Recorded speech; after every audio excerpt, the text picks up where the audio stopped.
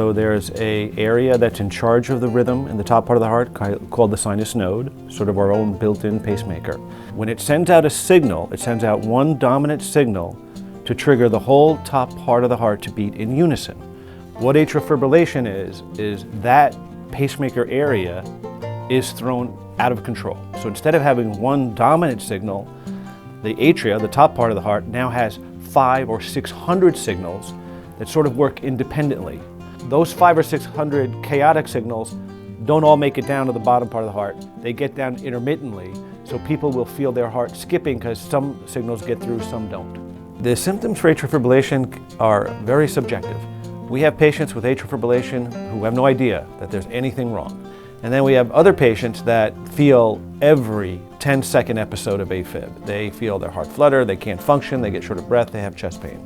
The main diagnosis is really from an EKG, electrocardiography, and monitoring. We used to have the patient wear a Holter or a 24-hour monitor, which we progressed to like event monitors, which we can go for a week or two. But in this day and age, you can get it from your watch. There's a device called a Cardia that you can put on your phone. The patients can monitor themselves. So I tell my patients all the time, it's like you have high blood pressure or diabetes. That's your diagnosis. You're always going to have that.